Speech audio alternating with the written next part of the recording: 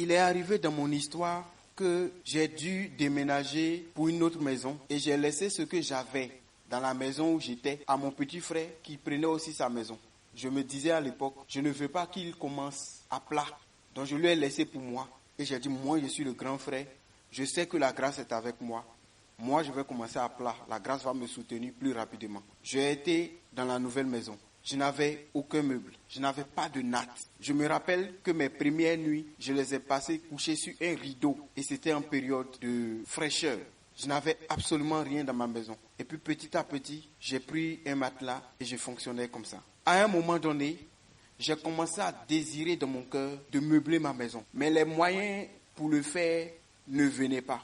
Alors, j'ai challengé ma foi. Toutes les nuits, je sortais de chez moi et j'allais jusqu'à un endroit où les gens vendaient les meubles de salon. Et je m'arrêtais de l'autre côté de la rue et je regardais les meubles. Parfois, je demandais les prix. J'avais une idée de tous les prix et je demandais et je regardais. Ça me plaisait. En fonction de ce que je voyais en face de moi, j'imaginais mon salon. Je me faisais un film de mon salon et je priais. Et je disais à Dieu, Seigneur, voilà, je veux un salon comme ça. Je veux telle chose dans mon salon. Je veux commencer comme ça. Je sais que la grâce va me faire grandir plus que ça. Mais au moins, je veux ça. Et je faisais ça toutes les nuits. Quand la grâce de Dieu s'est manifestée, j'ai eu les meubles que je voulais. Et je les ai achetés exactement là où je partais regarder les choses. Et j'ai eu ce que je voulais dans mon salon. Ma maison a changé. Du coup, vous voyez, quand une maison est vide, ça donne une apparence.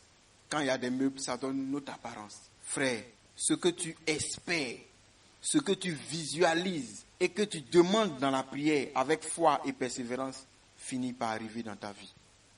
Shalom, shalom, frères et sœurs, famille du café prophétique, bonjour. Je suis heureux de vous retrouver aujourd'hui à notre rendez-vous du matin. Nous sommes au café prophétique. Je suis votre frère, Todd Eli, frère du Christ, fils de Dieu le Père, dans le Fils unique, Jésus-Christ, apôtre de l'Évangile. Mettons-nous en présence du Seigneur, adorons son saint nom, au nom du Père et du Fils et du Saint-Esprit. Amen.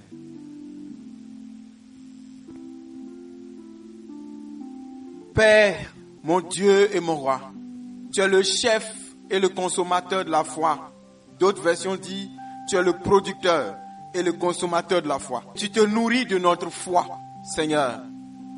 Aujourd'hui, je viens devant toi et je veux te regarder, toi le modèle parfait de la foi.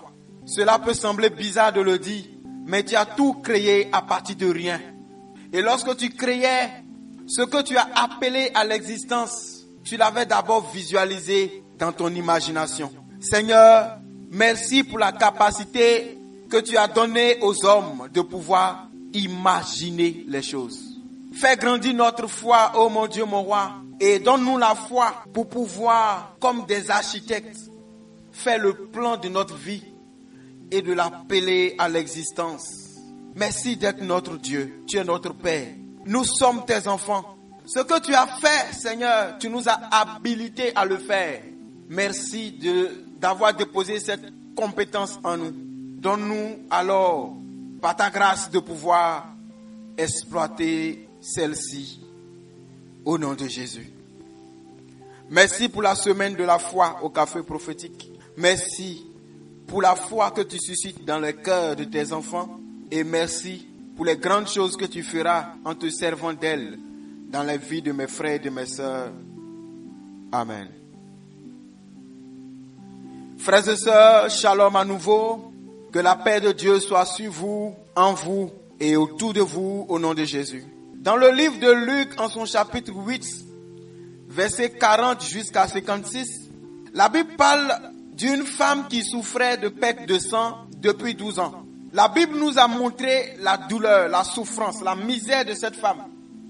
Elle avait de l'argent et la Bible dit qu'elle a dépensé tout ce qu'elle avait chez les médecins, chez les guérisseurs, partout, au point où elle n'avait plus rien. Elle a essayé tout ce qu'elle pouvait essayer. Elle est partie partout où elle pouvait partir, sans résultat. Et un jour, elle a entendu que Jésus passait par là. Elle s'est dit, waouh, ça c'est une occasion à ne pas rater. Si seulement je peux toucher son vêtement, la frange de son vêtement, Si je peux toucher le bord de son vêtement, je serai guéri. Cette femme, avait-elle l'habitude d'écouter les enseignements de Jésus? Avait-elle l'habitude de le suivre, de voir les miracles qu'il opérait? La Bible n'a pas fait mention de cela. Mais en tout cas, elle avait entendu parler de lui. Elle s'est dit, waouh, si je touche à cet homme, ma vie ne sera plus pareille. Elle savait déjà ce qu'elle voulait. Elle croyait déjà dans le processus. Le reste n'était qu'une formalité à remplir. Qu'est-ce que toi tu veux? Est-ce que tu crois dans un processus avec Dieu? Et ensuite, as-tu la force de remplir les formalités de la foi? La foi a des formalités. Les formalités de la foi, c'est que tu dois d'abord croire en Dieu. 2, il faut que tu saches ce que tu t'en vas chercher et que cela soit clair dans ton esprit. Que l'image de ce que tu espères soit déjà dans ton esprit, aussi clair que l'eau de roche. Ensuite, tu fais le mouvement vers le Dieu qui peut te donner ce que tu imagines. Et ta foi fera la différence. Cette femme-là, lorsqu'elle a réussi à toucher Jésus, la Bible dit qu'une force s'est dégagée de Jésus. Il a dit, qui m'a touché? Mais beaucoup de personnes touchaient Jésus. Les apôtres le touchaient, la foule le touchait, tout le monde le touchait. Mais pourquoi est-ce que le toucher de cette femme seule a suffi pour que Jésus demande qui m'a touché? C'est parce qu'elle n'avait pas touché simplement avec sa main. Elle avait engagé toute sa foi dans son mouvement. Et cela a puisé la force de Dieu vers elle. Et Jésus a senti que quelque chose était sorti de lui. La foi peut permettre à ce que tu espères vienne vers toi. Et quand Jésus la regarde, Jésus ne lui dit pas, tu vois que je suis puissant, non? Quand tu m'as touché, je t'ai guéri. Jésus dit, ta foi t'a sauvé. Je prie que ta foi te sauve, toi qui m'entends. Dans chacune des situations de ta vie, maladie, adversité, péripéties de la vie, des choses que tu ne comprends pas, n'importe quoi, que ta foi te sauve. Ta foi en Jésus-Christ de Nazareth. Qu'est-ce que tu crois? Qu'est-ce que tu espères? Et quel est le mouvement de la foi qui suit ce que tu crois? Il y a des gens qui posent des actes. Tu peux dire, mais qui t'a inspiré? Qui t'a demandé? Qui t'a dit de le faire? J'étais un jour quelque part et je voulais acheter une chaussure. Mais à cause de ce qu'on était en train de faire, je ne pouvais pas me déplacer vers le vendeur. J'avais vu les chaussures en ligne et j'ai touché une amie pour lui dire, voilà, je veux la chaussure. Comment tu peux m'aider à avoir ça? La sœur a dit, c'est un homme de Dieu. Alors il s'est déplacé, il est venu là où j'étais. Il a apporté la chaussure. Et au moment où moi je voulais payer, il me dit non. Qu'il a entendu dire que je suis un homme de Dieu. Et qui me donne. Mais que de prier pour que son activité marche. Frères et sœurs, ce frère en question était musulman.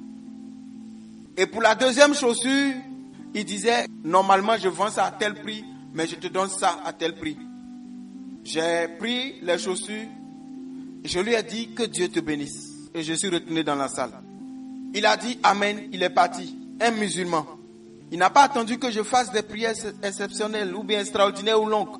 Je lui ai dit que Dieu te bénisse. Plus tard, il me revient le témoignage que notre frère a dit à la sœur qui me connaissait et qui lui avait dit que j'étais un homme de Dieu, qu'il a vendu comme jamais il n'avait vendu. Du coup, lorsqu'il a fait venir de nouvelles chaussures, il a envoyé quelques images et quelques photos des chaussures parce qu'il n'avait pas mon numéro, donc il est passé par la sœur pour me demander de faire un choix, que c'est un don. Alléluia. Frères et sœurs, il te sera fait selon ta foi. Il y a des gens qui pourraient faire plus que lui sans avoir son résultat. Lui, il avait foi en quelque chose. Il a visualisé quelque chose. Et Dieu lui a fait selon ce qu'il a cru. Dans le livre de Matthieu, en son chapitre 8, le verset 13, la Bible dit, puis Jésus dit au centenier, va, qu'il te soit fait selon ta foi. Et à l'heure même, le serviteur fut guéri. Jésus a été approché par les serviteurs de ce centenier-là, pour qu'ils viennent prier pour un serviteur malade. Et au moment où Jésus se décidait à partir, le centenier dit non, tu n'as pas besoin de te déplacer. Dis seulement un mot. Frères et sœurs, quand il a dit ce qu'il avait à dire, Jésus lui a dit, ok, va, qu'il te soit fait selon ta foi. Je veux te dire aujourd'hui que Dieu agit avec toi toujours selon ta foi. Lorsque dans le livre de Josué 6, le verset 2, Dieu voulait donner la victoire à Josué et à son peuple sur Jéricho. Jéricho qui était réputé être une ville puissante, une cité imprenable avec de grandes clôtures. Les gens avaient tout fait pour que le peuple de Dieu ne puisse pas passer à travers Jéricho. Et donc le peuple de Dieu était bloqué. Dieu vient dire à Josué, vois, je te livre Jéricho et son roi et ses vaillants soldats. Vois. Frères et sœurs dans le Seigneur, Dieu aime quand tu regardes avec la foi et que tu imagines par avance ce que tu espères. Et il fait comme ça. Vous ne pouvez pas avoir la foi sans imagination. Parce que vous devez être capable de vous faire une image de ce que vous souhaitez et vous accrocher à cette image. C'est parce que Dieu sait que la foi a besoin d'une image pour être activée qu'il fonctionne comme ça. Il dit à Josué, vois. Alors Josué regarde. Et il regarde avec les yeux de la foi. Il arrive à voir dans sa tête les murs de Jéricho, le roi et son armée entre ses mains. Et ensuite, le mouvement autour des murs de Jéricho, avec l'apport des anges, a livré Jéricho entre ses mains de manière réelle. Quand Dieu veut bénir Abraham, il dit, je vais te donner une descendance nombreuse. Mais pour activer la foi d'Abraham dans le nombre de ceux qui seront ses descendants, Dieu lui dit, sors, lève les yeux, regarde le ciel, compte. En fait, Dieu est en train de lui faire voir avec ses yeux. Dieu veut lui donner une image, une idée des choses qu'il est capable de faire. Et donc, quand Abraham voit l'image, quand il a l'idée, il s'y accroche. Et aujourd'hui, nous sommes tous descendants d'Abraham. Les Juifs, le judaïsme, descendent d'Abraham. Les musulmans, l'islam, descendent d'Abraham. Les chrétiens descendent d'Abraham. Nous descendons tous d'Abraham. Nous sommes tous fils et filles d'Abraham. Dieu a fait ce qu'il avait dit à Abraham. Mais pour que Abraham s'y accroche bien, Dieu a permis qu'Abraham s'accroche d'abord à une image. Quelle est l'image à laquelle tu t'accroches? Quand tu regardes ton enfant malade qui ne marche pas encore, est-ce que tu le vois marcher? Est-ce que tu l'imagines marcher? Je te donne cet exercice aujourd'hui. Commence à imaginer. On dit la personne a une malformation. Ta foi est-elle capable de la voir ou de le voir sans malformation?